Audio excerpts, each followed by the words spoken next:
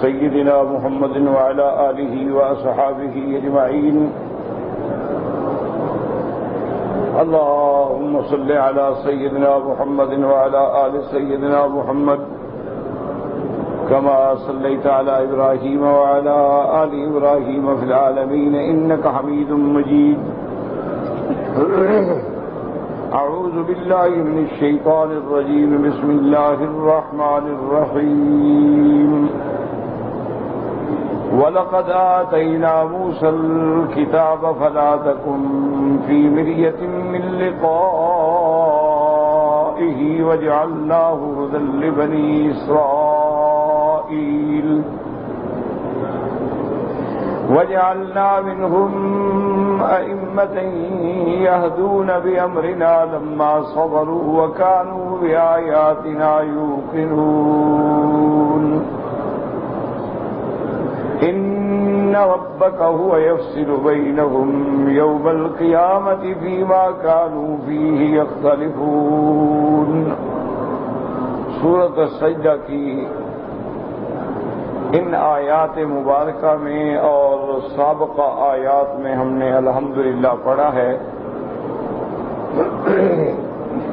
کہ سب سے پہلے اس بات وحی اور عظمت کتاب اور اسی ضمن میں اس بات رسالت محمد مصطفیٰ صلی اللہ علیہ وسلم کا بیان آیا.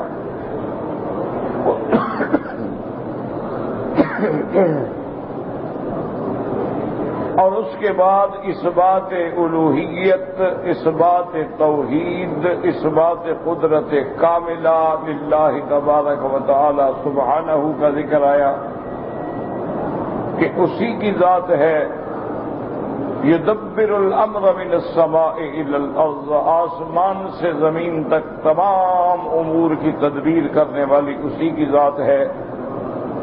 ثم يعرج الیہ فی یوم کان مقدارہ، اور اس کے بعد تمام اعمال جو ہیں اسی کی طرف جائیں گے. اور وہ دن جو ہے الف سنۃ مما تعدون، تم جیسے 1000 سال سمجھو وہ ایک دن 1000 سال کے برابر ہوگا. اور اسی میں ذکر تھا کہ وہی ذات ہے جو عالم الغیب والشہادہ ہے، وہی ذات ہے جو غالب ہے اور رحمت فرمانے والی ہے. اس کے بعد اللہ نے ذکر فرمایا تھا کہ اسی ذات نے جو کچھ بھی پیدا کیا ہے حکمت کے مطابق اور احسن انداز میں پیدا کیا. پھر انسان کی بھی تخلیق کا اللہ نے ذکر فرمایا وَبَدَأَ خَلْقَ الْإِنسَانِ مِنْ طِينٍ. اور اللہ تبارک و تعالی نے انسان کو مٹی سے بنایا ہے. اور یاد رکھیں کہ بعض مخالفین معاندین اسلام جو ہیں لوگوں کے دماغ میں شبہ ڈالتے ہیں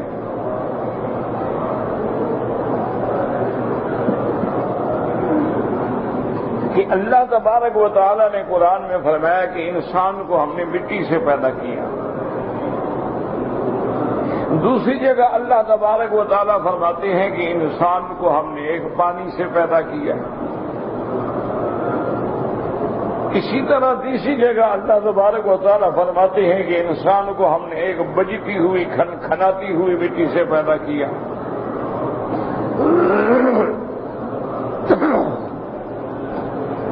اور کہیں فرماتے ہیں کہ اللہ تبارک و تعالیٰ نے انسان کو نطفے سے پیدا کیا ہے. تو وہ شبہات ڈالتے ہیں دیکھو جی قرآن کوئی ایک بات تو نہیں کہہ رہا.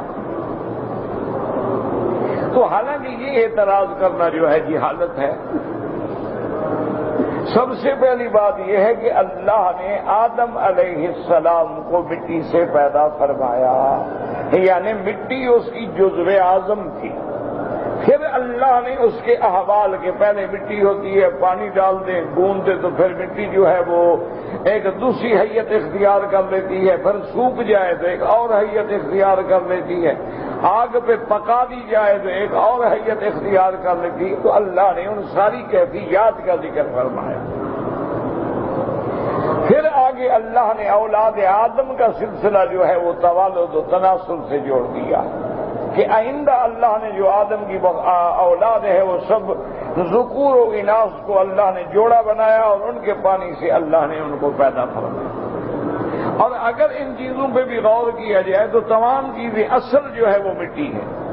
مثلا انسان کو اللہ نے مادہ منویہ سے پیدا فرمایا ہے، تو مادہ منویہ جو ہے وہ خون سے پیدا ہوتا ہے، اور خون جو ہے وہ انسان خوراک کھاتا ہے تو خون بنتا ہے، اور وہ خوراک جو ہے وہ مٹی سے پیدا ہوتی ہے، تو اصل تو پھر اسی طرح سب کا مٹی ہے۔ تو اس لیے قرآن کی اسی بات پہ اعتراض جو ہے وہ غلط۔ اللہ تبارک و تعالیٰ نے پھر انسان کی تخلیق کا ذکر فرمایا، اور اللہ نے یہ بھی فرما دیا کہ ہم نے انسان کو حواس خمس عطا فرمائے ہیں، ہم نے انسان کو قوت سامعہ باصرہ عطا فرمائی ہے، اللہ نے عقل عطا فرمائی، اللہ نے قلب عطا فرمایا۔ پھر اس کے بعد ذکر آیا تھا قیامت کا، کہ بعض کافر جو ہیں کہتے ہیں قیامت کیسے ہوگی، ہم گل جائیں گے، سڑ جائیں گے، مٹی میں مل جائیں گے۔ اللہ نے فرمایا میرے محبوب اصل میں یہ اللہ کی طرف آنے سے منکر ہیں، ورنہ جو اللہ پیدا کرنے پہ قادر ہے، مارنے پہ قادر ہے، وہ دوبارہ بھی تو جلانے پہ قادر ہے۔ اور اس کے بعد ارشاد فرما دیا گیا تھا کہ تمہاری ارواح کو قبض کرنے کے لیے اللہ نے ملک الموت کی ڈیوٹی لگائی، اور ملک الموت کے ساتھ بھی اللہ کے کئی فرشتے ہوتے ہیں، بعض فرشتے رحمت کے ہوتے ہیں اور بعض فرشتے عذاب کے ہوتے ہیں۔ تو جب مومن کی روح نکالی جاتی ہے تو رحمت کے فرشتے ہوتے ہیں اور مومن کا استقبال کرتے ہیں اور مومن کو خوشخبری دیتے ہیں کہ اطمینان کرو، تمہیں مبارک ہو، اللہ تبارک و تعالیٰ تم پہ راضی۔ اور اگر کافر ہو تو اس کو اللہ تبارک و تعالیٰ کے عذاب دکھاتے ہیں اور عذاب سے ڈراتے ہیں۔ پھر اللہ نے قیامت کا منظر کھینچا تھا، وَلَوْ تَرَىٰ إِذِ الْمُجْرِمُونَ نَاكِسُو رُءُوسِهِمْ عِندَ رَبِّهِمْ۔ اللہ نے فرمایا دیکھنے والا جب تو دیکھے گا کہ مجرمین جو آج قیامت کے منکر ہیں قیامت والے دن گردن جھکا کے بیٹھے ہوں گے اور کہیں گے ربنا ابصرنا وسمعنا فرجعنا نعمل صالحا انا موقنون۔ اے اللہ ہم نے اب سب دیکھ لیا، ہم نے اب سب جان لیا ہے، مہربانی کر کے دنیا میں واپس بھیجیں تاکہ ہم اچھے عمل کریں۔ اللہ تبارک و تعالی نے فرمایا کہ اگر ہم چاہتے تو ہر بندے کو ہدایت دے دیتے، کوئی بھی جہنم میں نہ جاتا، لیکن یہ میرا فیصلہ ہے کہ دنیا دار الامتحان ہے، دنیا دار الاختبار ہے اور آخرت دار الجزا ہے۔ مومنوں کو جنت ملے گی اور کافروں کو جہنم ملے گی، یہ میں نے فیصلہ کر لیا ہے۔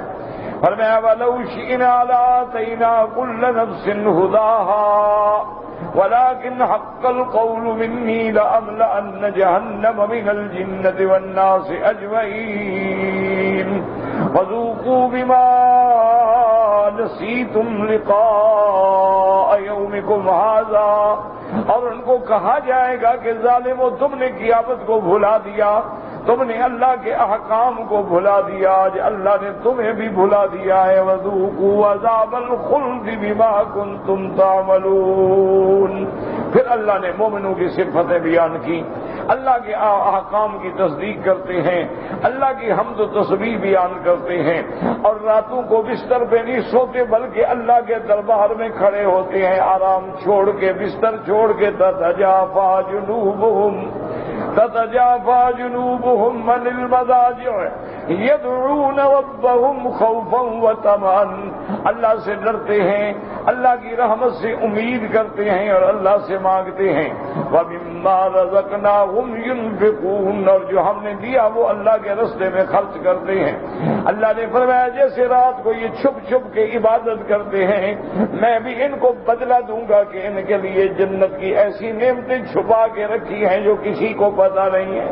فَلَا تَعْلَمُ نَفْسٌ مَّا أُخْفِيَ لَهُم مِّن قُرَّةِ أَعْيُنٍ جَزَاءً بِمَا كَانُوا يَعْمَلُونَ۔ کوئی نہیں جانتا، اللہ تبارک و تعالیٰ نے یہ تمہاری آنکھوں کی ٹھنڈک تمہارے لیے جنت کی نعمتیں تیار کر رکھی، اور پھر اللہ نے فیصلہ فرما دیا کہ ظالمو غور کرو، ایک طرف مومن ہے ایک طرف کافر ہے، کیا یہ دونوں برابر ہو سکتے ہیں؟ ہرگز برابر نہیں ہو سکتے۔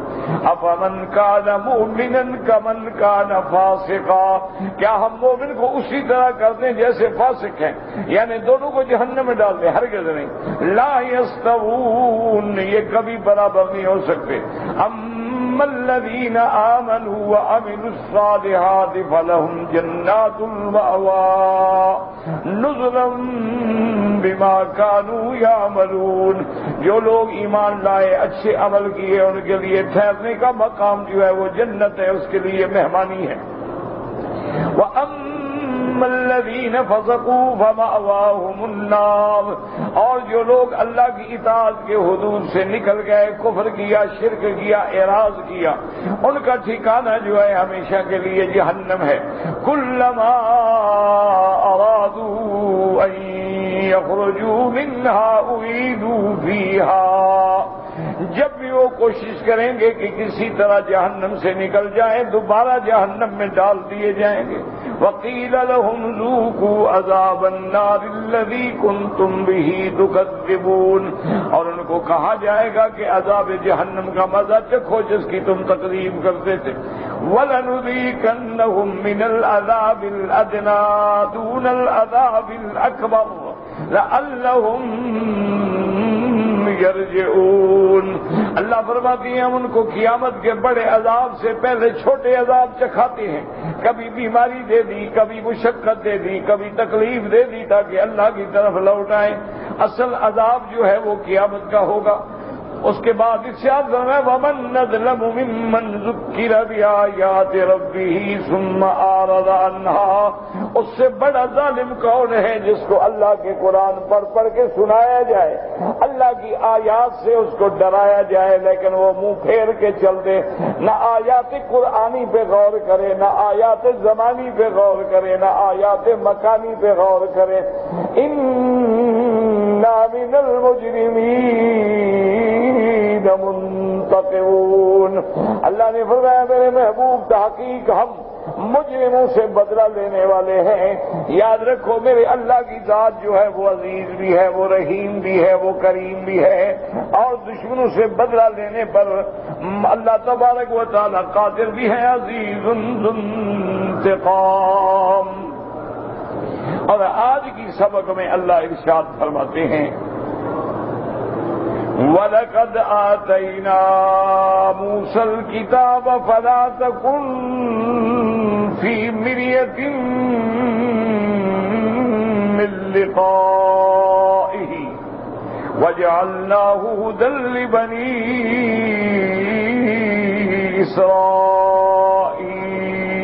إِسْرَائِيلَ۔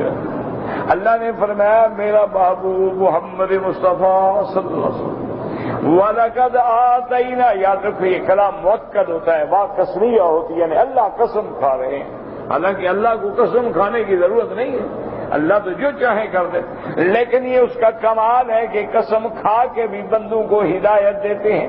کہیں فرماتی ہیں لا اقسم بیوم القیامہ ولا اقسم بالنفس اللوامہ، کہیں فرماتے ہیں مجھے قیامت کے دن کی قسم ہے، کہیں فرماتے ہیں مجھے اس نفس اللوامہ کی قسم ہے جو غلطی ہو جائے تو پھر ملامت کرتا ہے، اور کہیں فرماتی ہیں لا اقسم بهذا البلد وانت حل بهذا البلد، فرماتے ہیں میرا مدنی مجھے قسم ہے اس شہر کی، مجھے قسم ہے اس مقام کی جہاں تم رہتے ہو، جہاں تم پیدا ہوئے، جہاں تم اترے ہو، اور کہیں اللہ قسم فرماتی ہیں والنجم اذا ہوا، مجھے قسم ہے اس تارے کی جب ڈوبتا ہے، کہیں فرماتی ہیں واللیل اذا یغشا، مجھے قسم ہے رات کی جب ڈھانپ لیتی ہے، اور کہیں فرماتی ہیں والنہار اذا تجلی، مجھے قسم ہے دن کی جب روشن ہو جاتا ہے، اور کہیں فرماتی ہیں فلا اقسم بمواقع النجوم وانہ لقسم لو تعلمون عظیم، اور یاد رکھیں کہ اللہ نے میرے مدنی کی بھی قسم کھائی، فرمایا لعمرک انہم لفی سکرتہم یعمہون۔ محمد مصطفیٰ مجھے تیری زندگی کی قسم ہے، تیری حیات کی قسم ہے۔ اللہ نے قسمیں کیوں کھائی ہیں کہ جب دلائل پر دشمن انکار کرے تو باقی کیا بات رہ جاتی ہے؟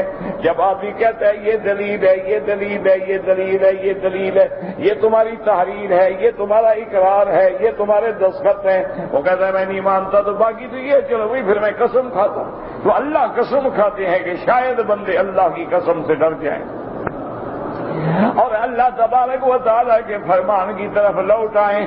فرمایا وَلَقَدْ آتَيْنَا مُوسَى الْكِتَابَ، واقسمیہ لام ابتدائیہ قد حرف تحقیق۔ اللہ فرماتا کہ مجھے قسم ہے، پکی بات ہے کہ ہم نے موسیٰ علیہ السلام کو کتاب دی، تورات۔ یاد رکھیں کتابیں تو بڑی ہیں، اللہ نے تقریباً 123 کتابیں اتاری ہیں آسمانوں سے، لیکن جو مشہور کتابیں ہیں وہ یہی 4 ہیں، تورات ہے، انجیل ہے، زبور ہے، قرآن ہے۔ یہ مشہور ہیں، ورنہ یہ نہیں کہ صرف یہی 4 کتابیں، کیونکہ تقریباً انبیاء کا جو سلسلہ ہے اس کو سمجھیں کہ سب سے پہلے نبی جو ہیں وہ سیدنا آدم ہیں، لیکن اللہ تبارک و تعالی نے آدم علیہ السلام کو شریعت نہیں دی، اللہ نے انہیں مصالح عالم، مصالح الامور، معیشت عالم، تدبیر عالم، تدبیر مدن، یہ چیزیں دے کے بھیجا تاکہ دنیا میں وہ آباد ہو۔ حضرت آدم علیہ السلام سے لے کر حضرت نوح علیہ السلام تک 10 صدیاں ہیں، 10 قرن ہیں، اور ہر صدی جو ہے وہ 100 سال کی ہوتی ہے۔ حضرت آدم سے لے کر حضرت نوح تک درمیان میں بھی پیغمبر ہیں، جیسے حضرت شیس ہیں، حضرت ادریس ہیں، یہ بھی تقریباً آدم علیہ السلام کے احکام پہ چلتے رہے۔ پھر سب سے پہلے رسول جو شریعت لے کے آئے، جس میں حلال ہے، حرام ہے، احکام ہے، یہ حضرت نوح علیہ السلام، اول رسول، پہلے رسول بعثہ اللہ بالشریعت، جن کو اللہ نے شریعت دے کے بھیجا، ورنہ پہلے تو کچھ نہ، ساری دنیا ایک تھی، نہ شرک تھا، نہ کفر تھا، نہ مسائل تھے، کچھ بھی نہیں۔ پھر یاد رکھیں کہ نوح علیہ السلام سے لے کر سیدنا ابراہیم علیہ السلام تک ایک دور انبیاء ہے، ان کے درمیان میں پھر حضرت ہود علیہ السلام اور حضرت صالح علیہ السلام کا دور ہے، اور بھی انبیاء کا دور ہے۔ یہ سب حضرت نوح کی شریعت پہ ہیں، حضرت نوح علیہ السلام سے لے کر حضرت ابراہیم تک۔ یہ درمیان میں پیغمبر بہت آئے ہیں، جیسے فرمایا وَإِلَىٰ عَادٍ أَخَاهُمْ هُودًا، اسی طرح فرمایا وَإِلَىٰ ثَمُودَ أَخَاهُمْ صَالِحًا۔ یہ سب پیغمبر، یہ سب کے سب جو ہیں یہ تابع ہیں حضرت نوح علیہ السلام کی شریعت۔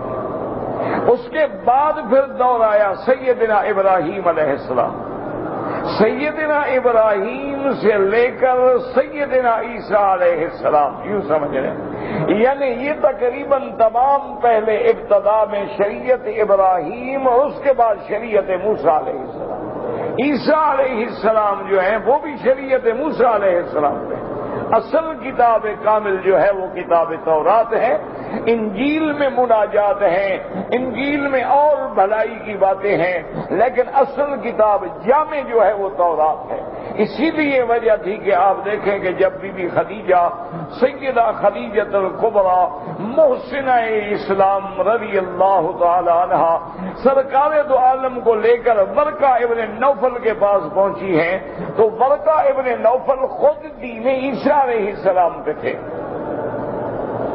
ان کو جب انہوں نے واقعہ بتلایا کہ ھذا ابن امک محمد، یہ آپ کے بھتیجے محمد مصطفیٰ نے آج ایک بات سنائی ہے کہ ایسے غار میں بیٹھے تھے اور ایسے ایک آدمی اترا۔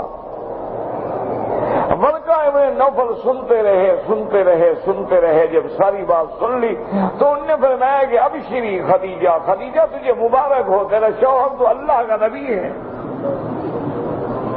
میں نے کہا تم تو بڑی خوش نصیب عورت ہو کہ تیرا شوہر جو ہے وہ محمد مصطفیٰ ہے اور اللہ کے پیغمبر ہے، اور جو آدمی ان کے بعد اترا ہے وہ آدمی نہیں، وہ فرشتہ ہے۔ ھذا الناموس الذی نزل علی موسیٰ، یہ وہی فرشتہ ہے جو حضرت موسیٰ علیہ السلام پہ اترا تھا، اور وہی فرشتہ ہے جو حضرت محمد مصطفیٰ پہ اترا ہے۔ تو انہوں نے بھی حضرت موسیٰ علیہ السلام کا نام لیا۔ اسی طرح قرآن کہتا ہے کہ میرے محبوب قرآن پڑھ رہے تھے، جنوں کی ایک جماعت گزری، جب قرآن کی آواز کانوں میں پڑی، ایک دوسرے کو کہنے لگے چپ کرو، انصتو، خاموش رہو، سنیں کیا پڑھ رہا۔ جب حضور نماز سے فارغ ہوئے تو سارے جن جو موجود تھے آ گئے، انہوں نے کہا حضور ہمیں کلمہ پڑھا ہے، ہم نے سمجھ لیا آپ اللہ کے سچے نبی ہیں۔ حضور نے ان کو کلمہ پڑھایا، وہ کلمہ پڑھنے کے بعد واپس چلے گئے۔ قرآن کہتا ہے کہ جب اپنی قوم کے پاس گئے تو اپنی قوم کو دعوت دی کہ یا قومنا انا سمینا کتابا انزل من بعد موسیٰ یہدی مصدقا لما بین یدیہ یہدی الی الحق والی طریق مستقیم۔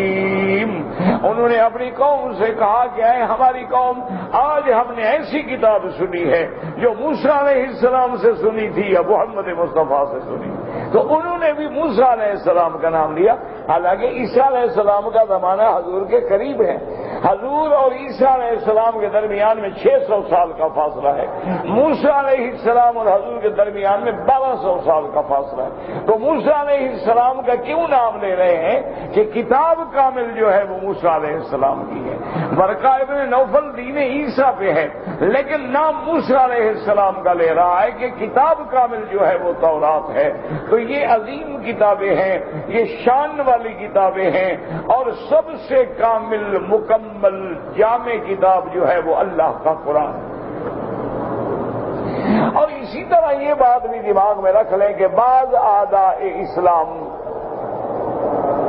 بعض اعداء دین، مستشرقین، صہائنہ، یہود، نصارہ، ہندوز اعتراض کرتے ہیں کہ جناب اگر ساری کتابیں اللہ کی تھیں تو پھر بدلنے کی کیا ضرورت ہے؟ بات کو سنیے، وہ کہتے ہیں کہ جناب اگر تورات اللہ کی کتاب ہے، انجیل اللہ کی کتاب ہے، زبور اللہ کی کتاب ہے، اور شریعت نو اللہ نے بھیجی، تو پھر بدلنے کی کیا ضرورت تھی کتابوں کے کہ کبھی تورات آئی، کبھی صحائف آئے، کبھی صحائف ابراہیم آئے، کبھی صحائف موسیٰ آئے، کبھی انجیل آئی، کبھی زبور آئی، کبھی قرآن ہے، تو اس کی کیا ضرورت ہے؟ جب دین ایک ہے، خدا ایک ہے، سارے اس کے نبی ایک ہیں، تو پھر کتابیں جو ہیں وہ بدلتی کیوں رہیں؟ اور اسی طرح دوسرا اعتراض لوگوں کے دماغ میں شبہات ڈالنے کے لیے کہتے ہیں کہ جناب دیکھو، اگر اللہ کا حکم ہے تو پہلے تو حضور نماز پڑھتے رہے بیت المقدس کی طرف، پھر حضور جب مدینہ منورہ چلے گئے تو آپ نے نماز پڑھنی شروع کر دی کعبے کی طرف۔ وہ کہتے ہیں جناب اصل بات یہ تھی کہ مشرکین مکہ کو جلانے کے لیے، ان کو غصہ دلانے کے لیے، ان کو چھیڑنے کے لیے اللہ کے نبی ان کے کعبے کی طرف نماز نہیں پڑھتے تھے، بیت المقدس کی طرف پڑھتے تھے، کیونکہ مشرکین کا تو یہی کعبہ تھا نا۔ اور جب آپ مدینہ منورہ میں آ گئے تو پھر آپ نے یہود اور نصارہ کو چھیڑنے کے لیے ان کا کعبہ چھوڑ دیا، تو اس کعبے کی طرف رخ کر دیا۔ حضور تو سب کو لڑا رہے تھے، نعوذ باللہ۔ ثم نعوذ باللہ، یہ عادت ہوتی ہے، یاد رکھو، فرقہ باطلہ کی، ان کے پاس دلیل نہیں ہوتی، بس شبہ ڈال دیا، وہم ڈال دیا، اور جب بندے کے دماغ میں کیڑا ڈال دو نا بس پھر بندہ بھٹک جاتا ہے۔ حالانکہ ایک بات یاد رکھو کہ اللہ کا نبی ہر حکم میں، ہر عمل میں کس کا پابند ہے؟ اللہ کا پابند۔ اگر حضور کے اپنے ہاتھ میں ہوتا، حضور تو چاہتے تھے کہ مجھے یہی کعبہ ملے، حضور کی تو تمنا رہی کہ مجھے یہی کعبہ ملے، حضور نے تو اس کعبے کو رو رو کے جدا ہوئے ہیں، اور پھر اسی کعبے کی طرف نماز پڑھ کے حضور الٹا مشرکین کو راضی کرتے، نہ کہ ان کو چھیڑتے۔ عقل کی بات کریں، حضور تو ان کو اپنا بنانا چاہتے تھے، ان کو اسلام میں لانا چاہتے تھے، ان کی ہمدردیاں وصول کرنا چاہتے تھے، تو حضور تو ادھر ہی نماز پڑھتے کہ یہ راضی بھی ہو جائے۔ لیکن حکم خداوندی یہ تھا کہ میرے نبی آپ کا قبلہ جو ہے وہ مسجد اقصی ہے، حضور کعبے میں کھڑے ہیں لیکن نماز مسجد اقصی کی طرف پڑھ رہے ہیں، اور دل میں حضور کے تمنا ہے کہ مجھے یہی کعبہ ملے، لیکن عمل نہیں کر سکتے جب تک اللہ وما ينطق عن الهوى إن هو إلا وحي يوحى۔ اور اس لیے حضور نے جب ہجرت کی آپ نے روئے، آپ نے فرمایا واللہ انک لخیر ارض اللہ، آپ نے فرمایا کعبہ مجھے اللہ کی قسم ہے کہ ساری زمین میں سب سے بہتر زمین تو ہے، اگر میری قوم مجھے مجبور نہ کرتی تو ما خرجت منک ابدا، میں تجھے چھوڑ کے کبھی نہ جاتا۔ حضور تو رو گئے، حضور راتوں کے قریب ہیں اور حضور کے آنسو بہ رہے ہیں۔ حضرت صدیق نے پوچھا کہ لماذا یبکیک یا رسول اللہ، آپ کیوں رو رہے ہیں؟ فرمایا مجھے مکہ یاد آ گیا ہے، میں نے وہ سڑک دیکھی مکے کی تو مکہ یاد آ گیا۔ اللہ نے فرمایا جبریل جا کے تسلی دو، ان الذی فرض علیک القرآن لوادک الی معاد، میرا مدنی جس اللہ نے آپ پہ قرآن اتارا ہے وہ آپ سے وعدہ کرتا ہے کہ آپ کو ہم لوٹائیں گے کعبے میں، آپ غم نہ کریں۔ حضور تو رو رہے ہیں۔ اب جب حضور مدینے میں گئے وہاں بھی حضور روز یہ تمنا کرتے ہیں میرا مولا مہربانی کرو مجھے ابراہیم والا کعبہ، میرے ابے والا کعبہ مجھے مل جائے۔ اللہ نے فرمایا قد نرى تقلب وجهك في السماء فلنولينك قبلة ترضاها فول وجهك شطر المسجد الحرام۔ اللہ نے فرمایا تحقیق ہم نے دیکھ لیا ہے آپ اوپر رخ کر کے چاہتے ہیں لیکن بولتے نہیں ہیں، ہم تو دلوں کا بھید جانتے ہیں۔ آج ہم نے آپ کی دعا، آپ کی درخواست منظور کر لی ہے، فول وجهك شطر المسجد الحرام، آپ کعبے کی طرف رخ کر لیں۔ تو معلوم یہ ہوا کہ اللہ کا نبی اللہ کے حکم کا پابند ہے، ورنہ تو مدینے میں رہتے ہوئے الٹا حضور مسجد اقصی نماز پڑھتے کہ یہودی خوش ہو جائے، نصرانی خوش ہو جائے، یعنی مکے میں رہے دشمنوں کو اور لڑاتے رہے نعوذ باللہ، اور وہاں گئے تو یہود کی دشمنی بھول لے رہی نہیں۔ اللہ کا نبی اللہ کے حکم کا پابند ہے، اور اس میں اللہ نے ایک مسئلہ بھی حل کر دیا کہ کوئی قیامت تک یہ نہ کہہ سکے کہ اگر ہندو دیوی دیوتا کے آگے جھکتا ہے، مشرک قبر کے آگے جھکتا ہے، اور کوئی آدمی اپنے بدھ کے مجسمے کے آگے جھکتا ہے، اور کوئی آدمی گرو نانک کی قبر پہ جھکتا ہے، کوئی آدمی سورج کے آگے جھکتا ہے، مسلمان بھی پتھر کے آگے جھکتے ہیں۔ اللہ نے فرمایا نہیں، میرا مومن میرے حکم پہ جھکتا ہے۔ میں نے کہا مسجد اقصی تو مسجد اقصی، میں نے کہا چھوڑ دو کعبہ تو کعبہ، کہ للہ المشرق والمغرب سب میرے ہاتھ میں ہے، لیس البر ان تولوا وجوہکم قبل المشرق والمغرب۔ اللہ نے فرمایا یہ کوئی نیکی نہیں ہے کہ ادھر رخ کرو یا ادھر رخ کرو، اصل نیکی تو یہ ہے کہ تم اللہ کے حکم کی تعمیل کرو۔ تو اس میں اللہ نے مسائل حل کر دیے، اور اسی طرح یاد رکھو کہ ہر پیغمبر کی کتاب میں جو بنیادی مسئلہ ہے اس میں کوئی اختلاف نہیں۔ توحید توحید ہے، نبوت و رسالت ہے، قیامت ہے، کوئی اختلاف نہیں۔ باقی ہر دور کے احکام الگ ہوتے ہیں، حالات الگ ہوتے ہیں، اس لیے اللہ نے ہر زمانے میں شریعت الگ عطا فرمائی۔ اصول دین تو ایک رہا لیکن شریعت بدل گئی۔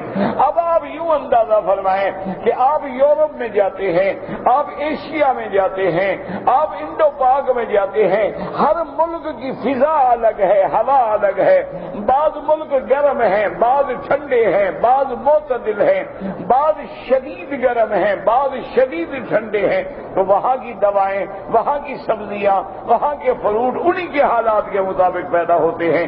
تو ہر زمانے میں جو ضرورت تھی اللہ نے احکام عطا فرمائے۔ یہ تو نہیں نعوذ باللہ کی تغیر ہے، تغیر۔ اب اگر ایک آدمی کو سر میں درد ہے، دوسرے دن اس کو پیٹ میں درد ہے، تیسرے دن اس کو پاؤں میں درد ہے، ڈاکٹر دوائی بدل دے گا، کوئی بے وقوف ہی کہہ سکتا ہے کہ جناب وہ پہلے والی دوائی کیوں نہیں دی؟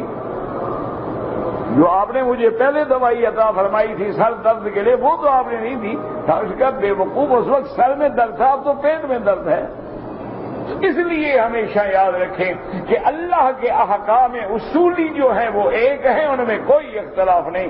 باقی جو فروعی احکام ہیں وہ حسب حال اور حسب ضرورت تبدیل ہوتے رہتے ہیں۔ اب یہاں اللہ فرماتے ہیں وَلَقَدْ آتَيْنَا مُوسَى الْكِتَابَ فَلَا تَكُنْ فِي مِرْيَةٍ مِّن لِقَائِهِ۔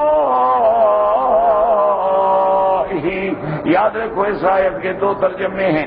اللہ نے فرمایا تاکہ ہم نے موسیٰ علیہ السلام کو کتاب تورات دی ہے، جیسے موسیٰ کو کتاب دی آپ کو بھی قرآن دیا۔ اگر یہودی تورات مانتے ہیں تو قرآن کا انکار کیوں کرتے ہیں؟ اگر موسیٰ کی نبوت مانتے ہیں تو پھر محمد مصطفیٰ کی نبوت کا انکار کیوں کرتے ہیں؟ اور میرا مدنی ہم نے موسیٰ کو بھی کتاب دی، آپ کو بھی کتاب۔ فَلَا تَكُنْ فِي مِرْيَةٍ مِّن لِقَائِهِ من لقائه، اس کا دلیل بعض علماء کہتے ہیں کتاب کی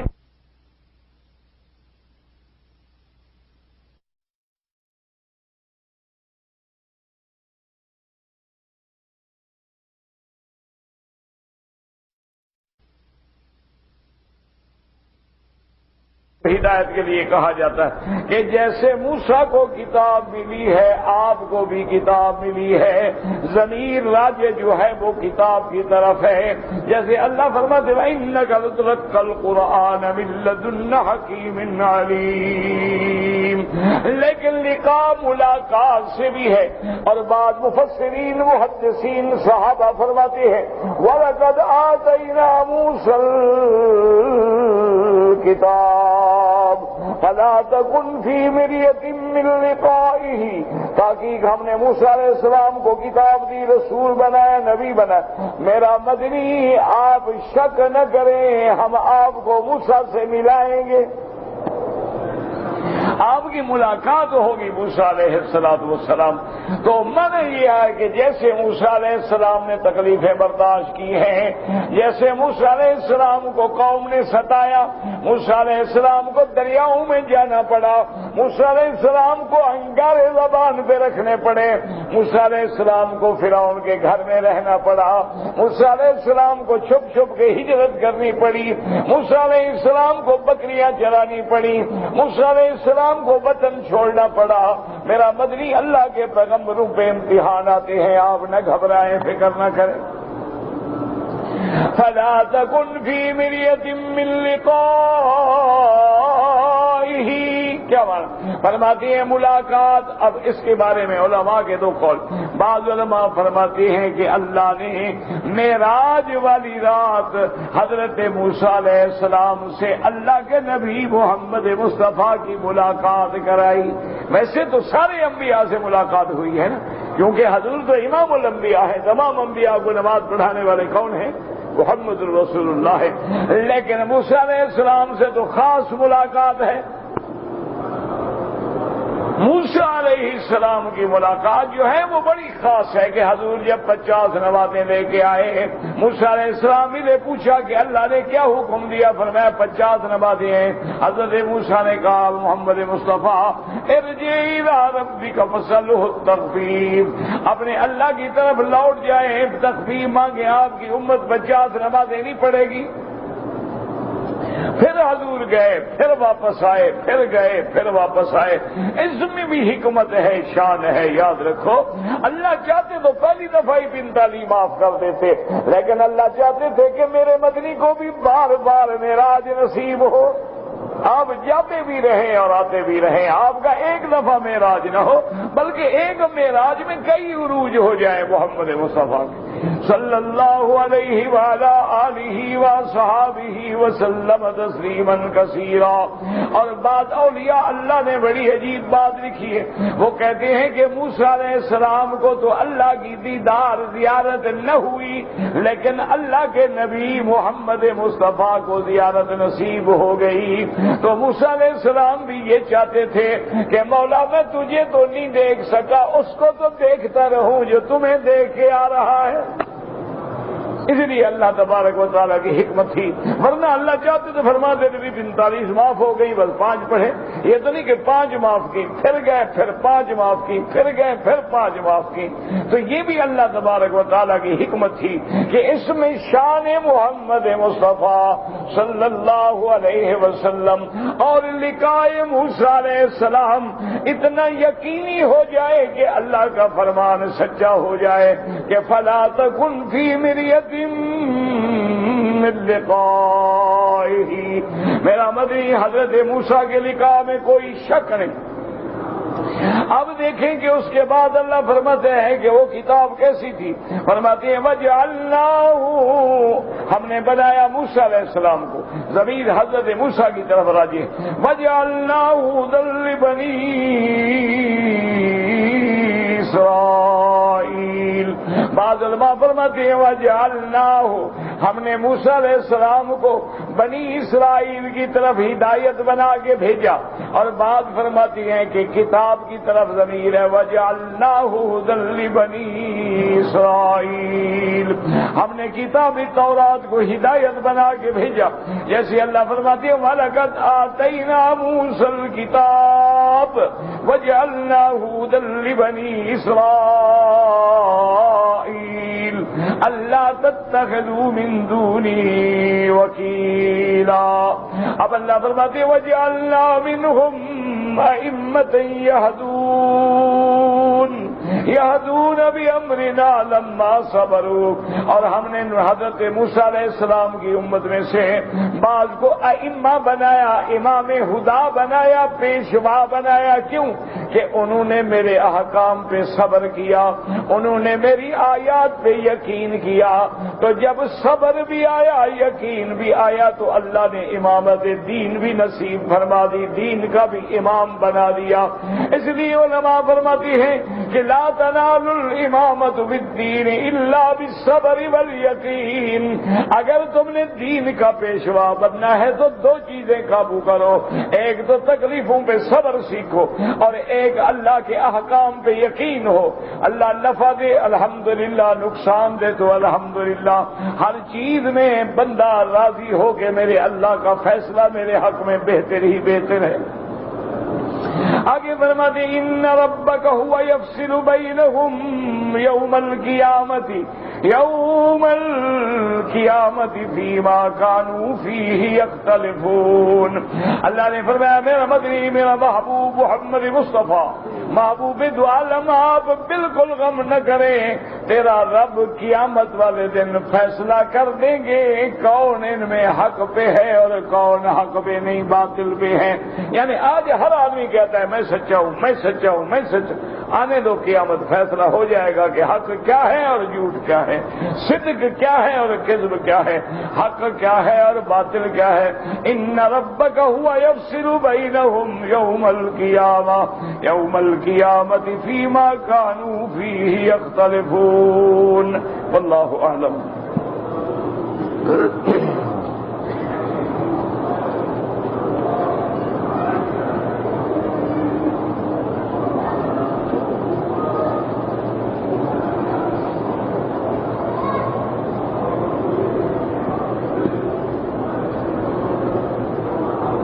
کہتے جی کہ بازاروں میں اور گلی کوچوں میں بعض اوقات اخبار ہیں یا کتابیں ہیں، بڑے مقدس کلمات لکھے ہوتے ہیں، بہرحال جو لوگ بے ادبی کرتے ہیں اللہ ان کو ہدایت دے۔ اگر جتنا تمہارے بس میں ہے اٹھا سکتے ہو اٹھا کے کسی محفوظ جگہ پہ رکھ دو۔ اب یہ تو نہیں کہ سارا صرف تم نے ہی کام کرنا ہے، ہر بندہ کرے۔ سورۃ فاتحہ جو ہے یاد رکھو وہ حصہ ہے پہلے پارے کا۔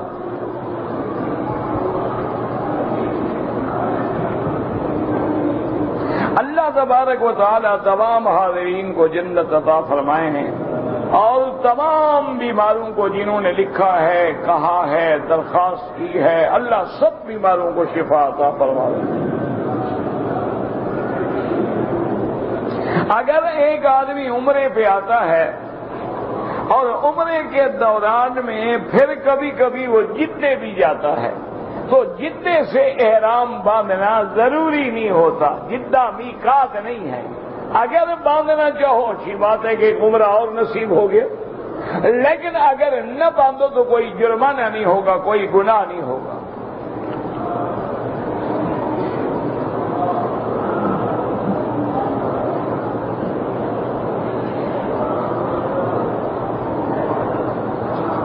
کہتے ہیں جی کہ میری بچی کو میرے داماد نے طلاق دی اور 3 طلاقیں لکھ دی۔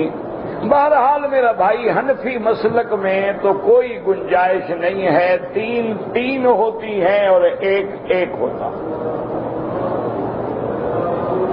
لیکن بعض علماء اہل حدیث جو ہیں ان کے نزدیک اگر ایک ہی مجلس میں ایک ہی دفعہ 3 دے تو 1 شمار ہوتی ہے، لیکن علماء احناف کے نزدیک کوئی اس میں رعایت نہیں۔ وہ کہتے ہیں 3 ہی ہوتی ہے، کیسے ہو سکتا ہے آدمی تھپڑ 3 مارے اور کہے میری نیت 1 کی تھی۔ تو بہرحال اب تم جانو، تمہارا فتویٰ جانے، جیسے چاہو علماء سے رجوع کرو۔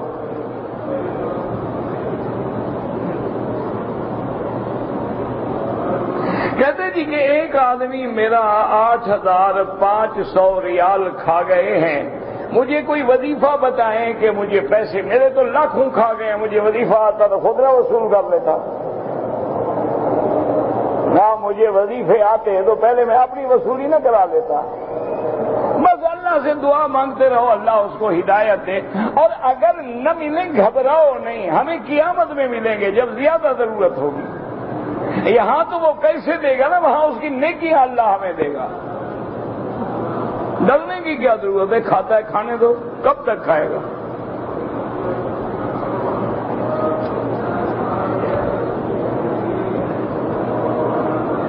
اگر ہم نماز کی حالت میں سجدے میں ہیں تو سبحان ربی الاعلی کے بغیر بعد کوئی اور دعا بالکل مانگ سکتے ہیں۔ اللہم یا مقلب القلوب ثبت قلبی علی دینک، اللہم انی اسألک العفو والعافیۃ انک عفو تحب العفو فاعف عنی، رب اعنی علی ذکرک وشکرک وحسن عبادتک۔ یعنی وہ دعائیں جو حدیث میں ثابت ہیں مانگ سکتے ہیں، لیکن امام ابو حنیفہ فرماتے ہیں کہ اگر فرض نماز ہے پھر تو تسبیح زیادہ پڑھیں، سبحان ربی الاعلی سبحان ربی الاعلی 3 کے بجائے 7 دفعہ پڑھیں، 11 دفعہ پڑھیں، 21 دفعہ پڑھیں، کیونکہ ایک حدیث میں آتا ہے کہ حضور نے فرمایا اللہ کا فرمان ہے کہ من شغلہ ذکری عن مسألتی، جو بندہ میرے ذکر میں مشغول رہا مجھ سے مانگا کچھ نہیں، اس کو مانگنے والوں سے بھی بہتر دے دوں گا۔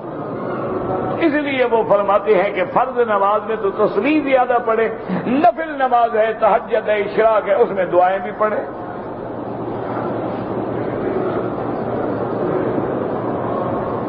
میرے چچا اور چچی عمرے پہ آ رہے ہیں، میری والدہ ان کے ساتھ، اگر بوڑھی ہے تو آ سکتی ہے، جوان ہو تو نہیں۔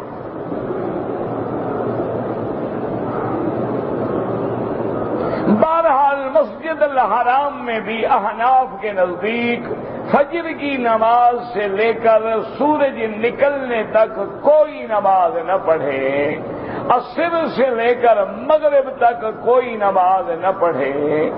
امام احمد ابن حنبل رحمت اللہ علیہ اور امام شافعی رحمت اللہ علیہ کے نزدیک اللہ کے حرم میں اجازت ہے، لیکن وہ بھی اجازت کیا ہے؟ مثلاً طواف کر لیا تو کہتے ہیں 2 رکعت پڑھ لیں کہ گنجائش ہے۔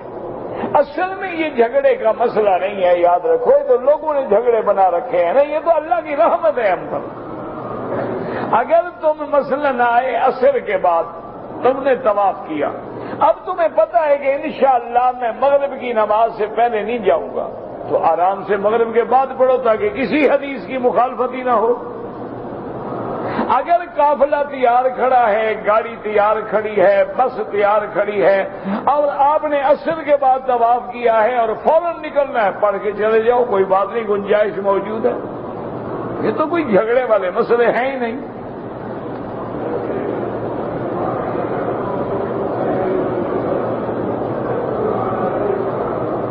آدمی نے میقات سے احرام باندھا، اس کے بدن پہ کوئی پھوڑا پھنسی تھا جو پھٹ گیا، اس کا خون بھی احرام کو لگ گیا، کوئی حرج نہیں، بس دھو ڈالا آپ نے، ٹھیک کیا۔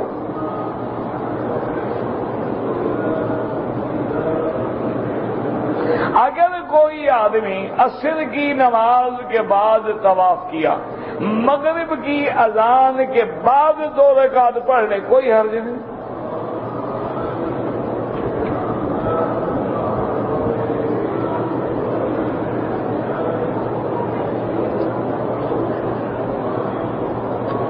هذه السؤال فاسأل عن جانب الأمين من الشيخ لأنها باللغة العربية إما بعد الفجر إن شاء الله۔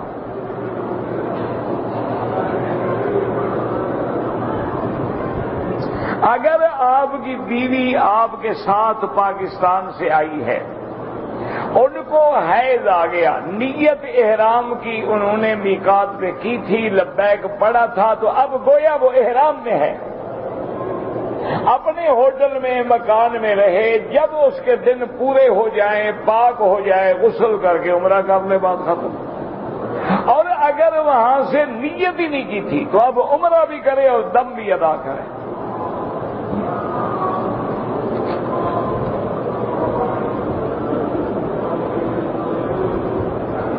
میرے دوست ہندو ہیں، ان کو اگر میں قربانی کا گوشت دوں تو کوئی حرج نہیں، کوئی حرج نہیں، اگر وہ گوشت کھاتے ہیں تو، اگر ہندو گوشت کھاتا ہے تو کھلائیں، کوئی مسئلہ نہیں، ہمسایہ ہے آپ کا، ہمسایہ کافر ہو کوئی ہو۔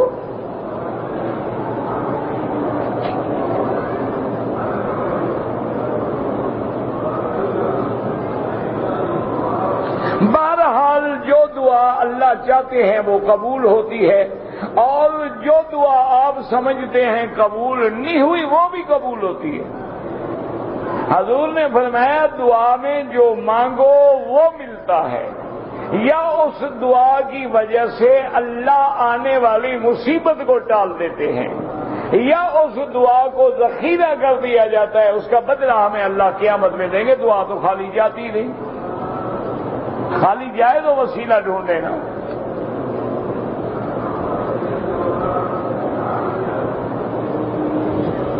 اگر ایک آدمی رات کو سوتا ہے لیٹ، ٹی وی پہ بیٹھا رہتا ہے اور صبح کی نماز ہمیشہ قضا پڑتا ہے، وہ توبہ کرے توبہ کرے، یہ اتنا بڑا جرم ہے، کہیں اس کو کفر کی طرف نہ لے جائے۔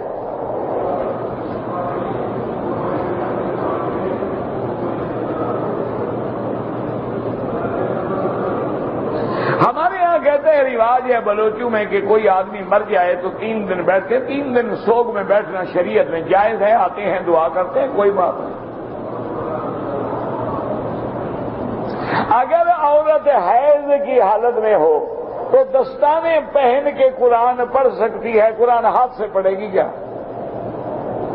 بہرحال حیض کی حالت میں فقہائے احناف کہتے ہیں قرآن نہ پڑھے، بعض علماء کہتے ہیں اگر وہ مدرسہ ہے، بچوں کو پڑھاتی ہے، یا حافظہ قرآن ہے، بھول جانے کا ڈر ہے تو پڑھ لیا کرے، لیکن ہاتھ نہ لگائے قرآن۔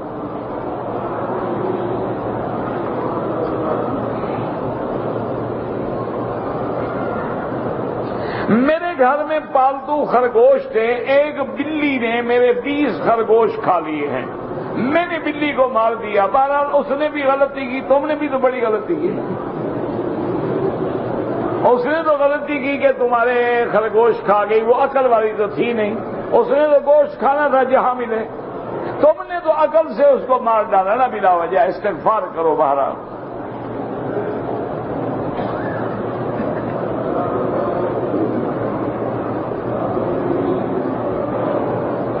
کہتے ہیں جی کہ میں ہر مہینے میں کمانے کے بعد تقریباً 4,000 یا پتہ نہیں اللہ عالم 40,000 لکھا، 40,000 مہینہ اپنی بیوی کو بھیجتا ہوں، لیکن وہ اس پہ بھی راضی نہیں ہے، تو اللہ ہدایت دے۔ بہرحال علاج یہ ہے کہ اب بالکل بھیجنا بند کر دو۔ اس کو کہو جی اب پیسے ملتے نہیں ہیں، اب اللہ حافظ ہے، جو آپ کو بھیج دیا کافی ہے، نہیں گزارا ہوتا جاؤ ماں باپ کے گھر میں بیٹھو، 6 مہینے میں عقل آ جائے گی، پھر انشاءاللہ 4,000 روپے بھی راضی ہو جائے گی۔ اور خیال بھی کرو، پتہ بھی کرو کہاں خرچ کر رہی ہے۔ 40,000 کو مذاق تھوڑی ہوتی ہے، نظر بھی رکھا کرو۔ یہی تو ہے نا کہ ہم کھلی چھوٹ دیتے ہیں، بعد میں روتے رہتے ہیں۔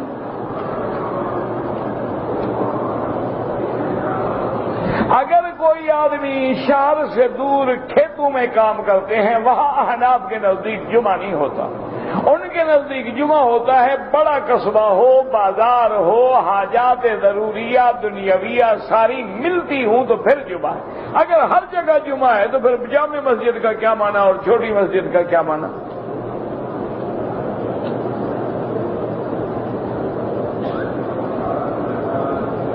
اگر ایک آدمی نے نکاح کیا ہے، ایک نکاح پڑھنے والا ایک پڑھانے والا، 2 گواہ تھے، نکاح تو ہو جاتا ہے، لیکن کس کے ساتھ کیا نکاح؟ اس کی اجازت کس نے دی؟ ولی الامر کون تھا؟ یہ تو ہمارے عام رواج ہے، مثال تو نوکروں کو بلا کے کہہ دیتے ہیں کہ جی اس نے مجھے قبول کیا، میں نے اس کو قبول کیا، تم گواہ ہو جاؤ بس۔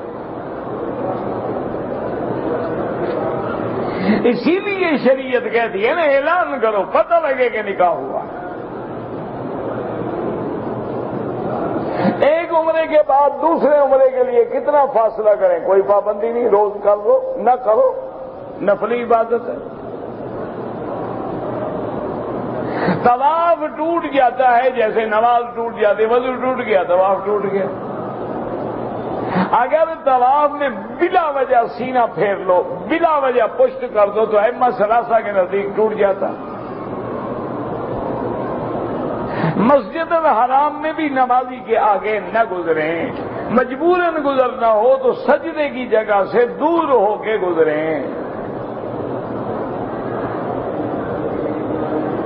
میں نے کسی درگاہ پہ چادر چڑھانی تھی، منت مانی تھی، وہ کسی غریب کو دے دو، جس کے کپڑے نہ ہوں نہ اس کے دے دو، مردوں کو کپڑوں کی کوئی ضرورت نہیں۔ پیر صاحب خود اپنی مزار پہ چادر نہیں منگوا لے گا نہ، پیر صاحب قبروں پر مزاروں پر چادروں میں ڈالنے میں تمہارا محتاج ہے، چادر تم ڈالتے ہو، مشکلیں وہ حل کرتا ہے۔ اس سے کہو حضرت یہ میں نے غریبوں کو دے دی، اس دفعہ آپ اپنی چادر خود منگوا لیں۔ بالکل نہ ڈالا کریں، شریعہ اللہ کے نبی نے منع فرما دیا۔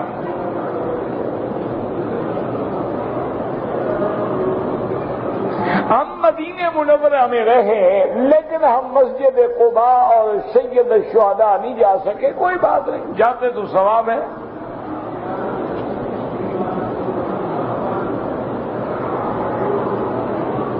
جو لوگ صحت مند ہیں ان کو بھیک دینی چاہیے، بالکل نہیں، آپ ان کو عادی کر رہے ہیں بھیک مانگنے کا۔ کہتے جی کہ جھوک شریف کے پیروں کے مرید بعض ہندو ہیں جو قرآن پڑھتے ہیں لیکن ہیں ہندو، اچھے پیر ہیں، ان کو کلمہ نہیں پڑھا سکے، قرآن پڑھاتے ہیں۔ ہندو لاکھ قرآن پڑھتا ہے، ایسے تو انگریز بھی پڑھتے ہیں، عیسائی بھی پڑھتے ہیں، یہودی بھی پڑھتے ہیں، اس سے مسلمان نہیں ہو جاتا۔ اور اگر وہ پاک صاف ہو کے پڑھتا ہے تو بے حرمتی بھی نہیں ہے، کبھی قرآن پڑھنے سے اللہ ہدایت دے دے گا۔ لیکن پیروں کو بھی فکر کرنا چاہیے ان کے اسلام کا۔ آم کا باغ ہو یا کوئی ہو، سب پہ عشر دینا ہوگا۔ اگر عورت پاک ہے لیکن غسل نہیں کیا اور عمرہ کر لیا اور بعد میں بھی غسل نہیں کیا، دم ادا کرے۔ قرآن حتی یتطہرنا، یہ معنی نہیں کہ خون بند ہو جائے، اللہ فرماتے ہیں جب اچھی طرح پاکیزگی حاصل کر لیں، جب تک وہ غسل نہیں کرے گی وہ تو ناپاک ہے۔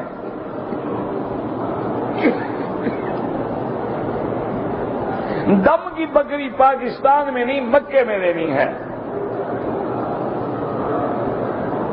اگر ہم نے عمرے کی نیت کر کے احرام پہن لیا ہے، عمرہ کرنے سے پہلے صابن سے غسل کریں، خوشبو والا صابن نہ ہو اور زیادہ رگڑا وگڑا نہ کریں تاکہ بال نہ گریں، بس گرمی دور کرنے کے لیے پانی بہا لیں۔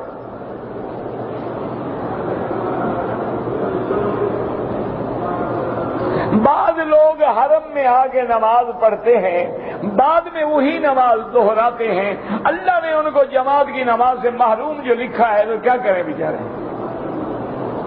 اگر جماعت جس میں لاکھوں بندے نماز پڑھیں وہ نماز نہیں ہوئی تو تمہاری پھر اکیلے والی کیسے ہو گئی؟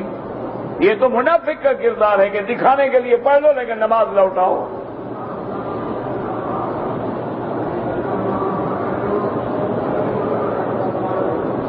بیوی کی اجازت کے بغیر میں دوسری شادی کر سکتا ہوں؟ ایسی دنیا میں کوئی پاگل بیوی پیدا ہوئی ہے جو اجازت دے؟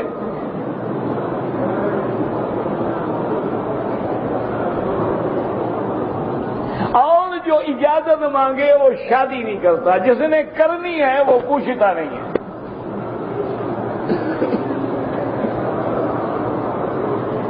مستورات کے لیے حجر اسود کے بوسے دینے کا انتظام، بوسہ دینا سنت ہے، کیوں انتظام کیا جائے؟ کوئی فرض ہے کہ ان کا فرض رہ جائے گا؟ دور سے اشارہ کریں بسم اللہ اللہ اکبر، بس بوسے کا ثواب مل گیا۔ حضرت آدم علیہ السلام کہاں اترے تھے؟ اس وقت میں پیدا ہی نہیں ہوا تھا، مجھے کیا پتا، کہتے ہیں ہند میں اترے تھے، اللہ عالم۔ ایک آدمی نے اپنی بیوی کو 10 دفعہ طلاق دی، 3 تو ہو گئی نا، باقی فضول گئے۔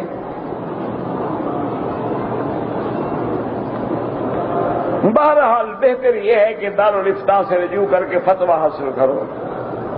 حیض والی عورت مطاف میں بیٹھو، داخل ہی نہیں ہو سکتی مسجد میں، تو مطاف میں کیسے بیٹھ سکتی ہے؟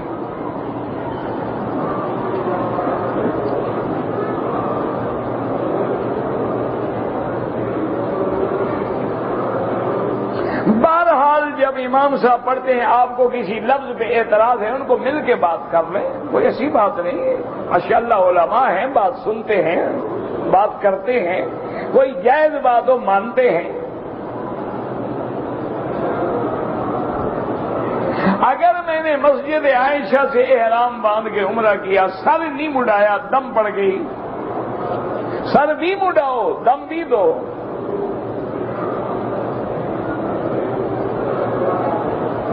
دم کے بغیر پیسے نہیں دے سکتے، لازم بکری ذبح کرنی ہوگی۔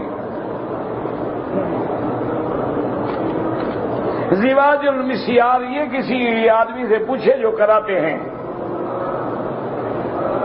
میں خود ڈھونڈ رہا ہوں، مجھے تو نہیں ملا آج تک۔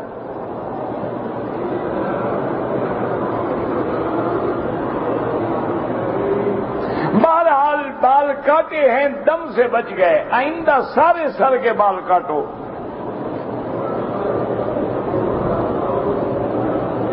اگر آپ نے قرآن پڑھ رہے ہیں، حجر اسود پہ آئے، قرآن بند کیا، بسم اللہ اللہ اکبر وللہ الحمد، تو پھر آپ بسم اللہ الرحمن الرحیم پڑھ کے شروع کریں۔ حیض والی عورت جو ہے ذکر کرے، کلمہ پڑھے، تسبیح پڑھے، سبحان اللہ، الحمدللہ، لا الہ الا اللہ، دعا مانگے۔ داڑھی کی شرعی لمبائی جو ہے کم از کم 1 مشت ہے۔ موبائل فون کو حرم میں استعمال نہ کریں۔ بہرحال آپ گلگت میں مسجد بنا رہے ہیں، رابطہ عالم الاسلامی سے رابطہ کریں۔ ربنا تقبل منا انك انت السميع العليم وتب علينا انك انت التواب الرحيم اللهم اجعل لنا وللمسلمين من كل هم فرجا ومن كل ضيق مخرجا ومن كل بلاء عافيا صلى الله تعالى على خير خلقه سيدنا محمد وعلى اله وصحبه اجمعين اللهم